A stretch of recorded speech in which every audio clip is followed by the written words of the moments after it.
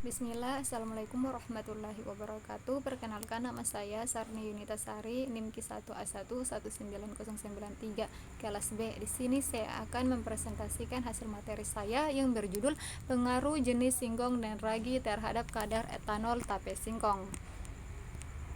Singkong mempunyai kandungan pati yang lebih tinggi dibandingkan dengan jenis umbi-umbian lainnya. Singkong termaksud umbi akar yang mengandung cadangan energi dalam bentuk karbohidrat. Tanaman singkong dapat dikonsumsi umbinya dan daunnya. Umbi singkong mengandung sedikit protein, tetapi daunnya mengandung protein yang cukup tinggi.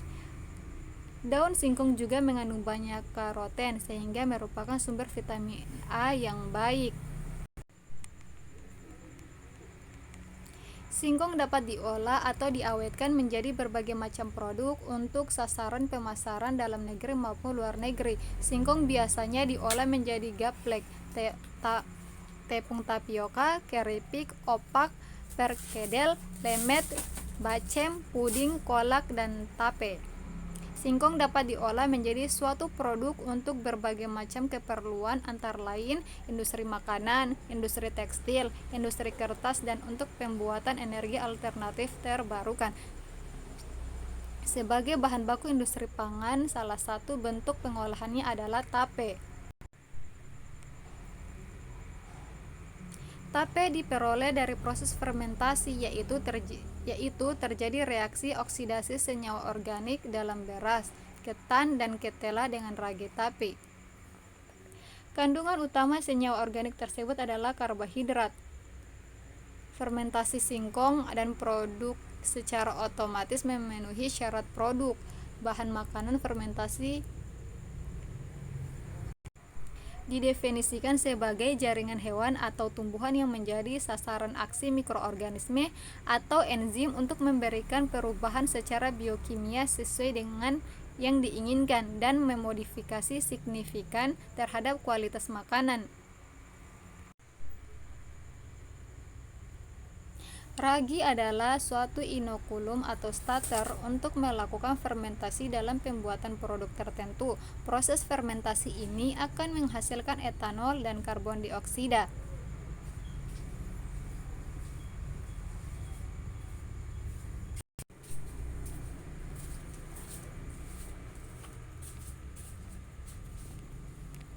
Metode penelitian. Sampel dibuat dengan cara dikupas kulit singkong sampai bersih, ditimbang sebanyak 500 gram dan disortasi. Kemudian singkong ditanak selama kurang lebih 30 menit, lalu diangkat dan didinginkan pada suhu ruang selama 1 jam.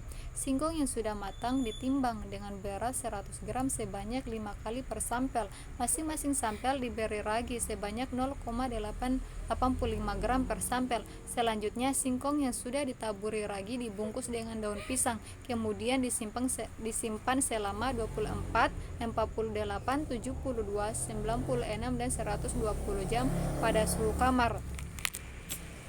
Pembahasan. Singkong yang sudah dikupas dan dibersihkan kemudian direbus selama 30 menit. Proses perebusan ini bertujuan untuk membuat tekstur singkong menjadi empuk. Singkong kemudian ditiriskan, dikeringkan selama 1 jam. Hal ini ditunjukkan untuk mendapatkan kondisi terbaik bagi kamir yang akan tumbuh nantinya selama proses fermentasi.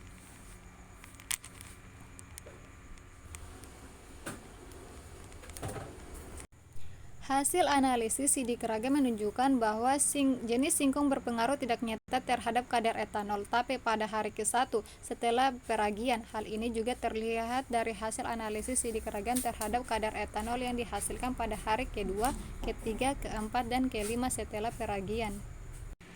Rata-rata kadar etanol pada hari ke-1, 2, 3, dan 4 dan 5 setelah peragian akibat pengaruh jenis singkong dapat dilihat pada gambar di bawah ini.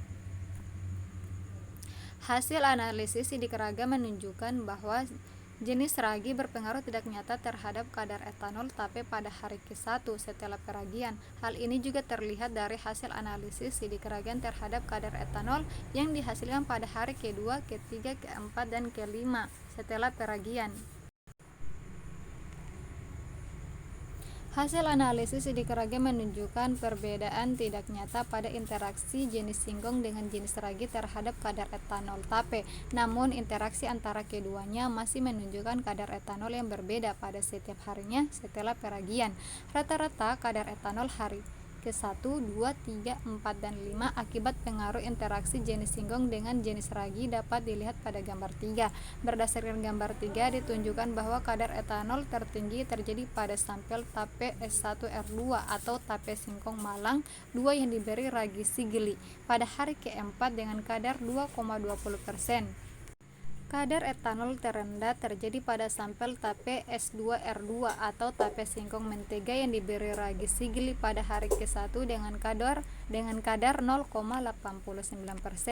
Uji BNT sebagai uji lanjut tidak dilakukan karena hasil analisis sidik ragam pada interaksi jenis singkong dengan jenis ragi menunjukkan pengaruh tidak nyata terhadap kadar etanol tape 3.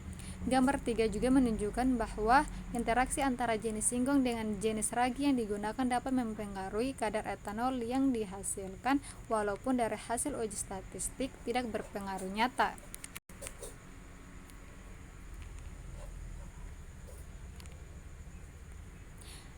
Kesimpulan, berdasarkan hasil penelitian ini dapat disimpulkan sebagai berikut. Pertama, jenis singkong berpengaruh tidak nyata terhadap kadar etanol tape. Kadar etanol tertinggi dihasilkan pada jenis singkong putih atau Malang 2. Kedua, jenis ragi berpengaruh tidak nyata terhadap kadar etanol tape. Kadar etanol tertinggi dihasilkan pada jenis ragi sigli. Ketiga, interaksi antara jenis singkong dengan jenis ragi berpengaruh tidak nyata terhadap kadar etanol tape. Namun, kadar etanol tertinggi dihasilkan dari interaksi antara tape singkong putih yang diberi ragi sigli. Waktu fermentasi paling efektif untuk menghasilkan tape dengan kadar etanol tertinggi terjadi pada hari ke-4 setelah peragian. Sekian dan terima kasih. Wassalamualaikum warahmatullahi wabarakatuh.